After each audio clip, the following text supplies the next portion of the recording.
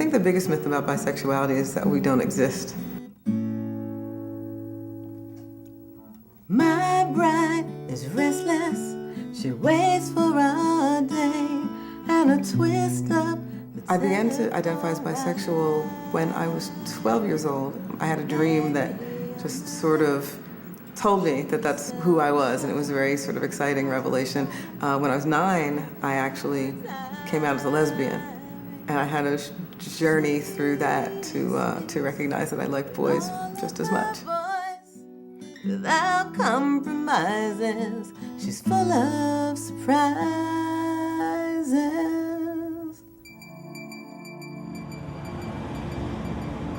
It is estimated that there are 8.8 million gay, lesbian, and bisexual persons in the U.S.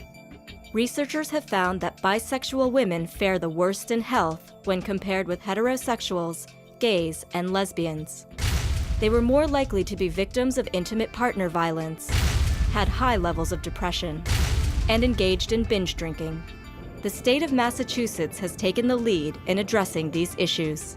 In the analysis that we did of the Massachusetts State Behavioral Risk Factors Surveillance Survey System data, we found that bisexual women had poor health profile in multiple domains of health. And that was in terms of access to health care, mental health, substance use, and chronic health, physical health-related outcomes. So it seems like there is something systematic going on that's different for bisexual women that increases their risk of having these poor health outcomes. I do think social stigmas play a part in bisexuals having mental health issues. If people are telling you bisexuals don't exist, you're just waiting to come out all the way, or, oh, you're just experimenting, can be very devaluing and cause a lot of stress, depression, anxiety. I think that people who identify as bisexual are under a great deal of social stress due to invisibility and due to the negative stereotypes about bisexuals. There are people who sexualize your identity and think it's all about sex when that's not what you're saying. There are people who assume that you're a swinger. So many assumptions made about you, so I think a lot of people are afraid to identify as bisexual because the response is usually not good. I had one very bad experience, actually, where a gynecologist, I was actually asking to be tested for STDs, which is just a normal routine, wanting to make sure everything's good for myself and my partners.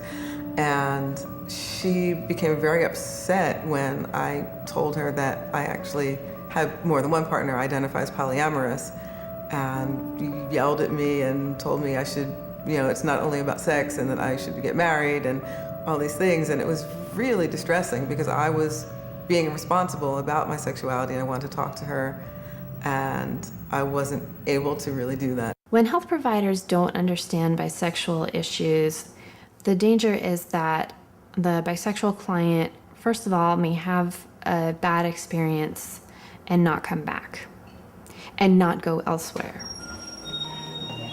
I definitely ask all my patients about their sexual identity, orientation, sexual concerns, sexual functioning. When I was in training, there was absolutely no training given or education about sexual diversity. In fact, there's a recent survey of both doctors and nurses across the country that showed that 30% of doctors and nurses, in quotes, feel uncomfortable taking care of patients who are bisexual or gay.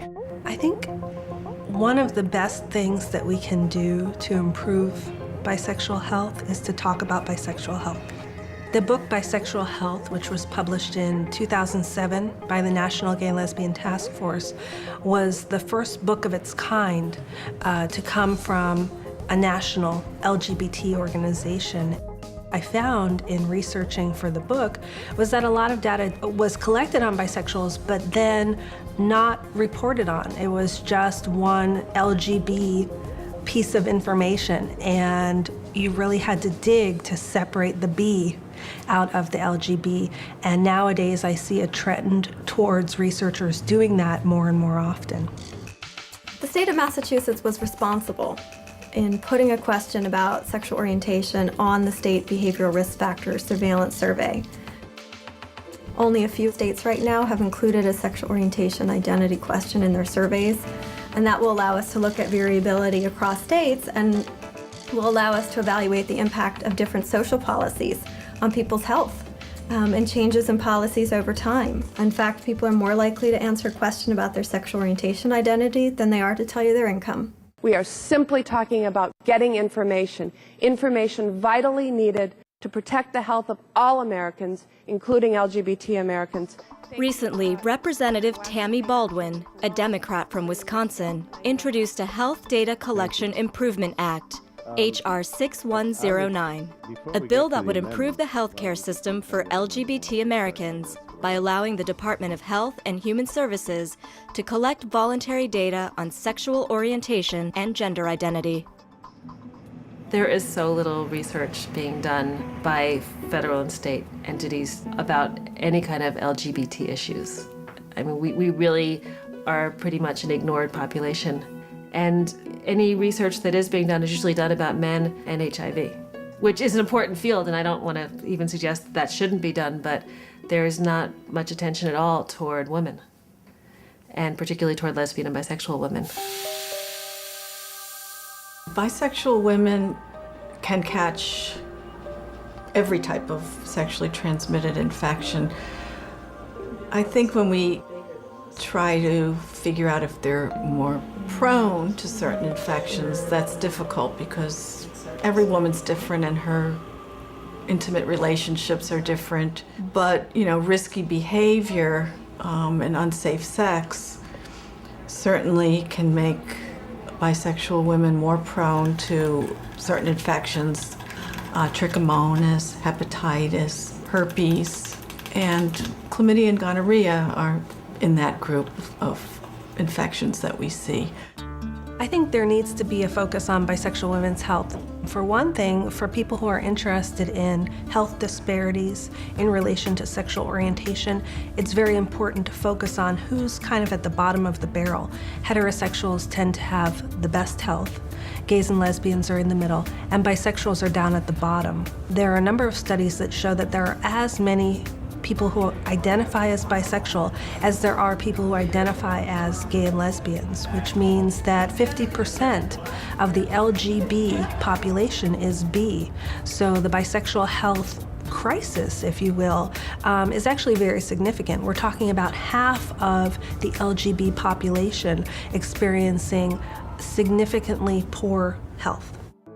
I'd like to see materials about bisexuality in therapists' waiting rooms, in campus LGBT offices.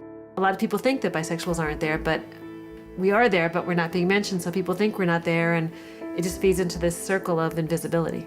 Culturally, there's still a real lag in accepting that women can be bisexual and they don't have to be either gay or straight. And so that's complex for a lot of humans like us to understand. The spectrums are harder to understand than the boxes.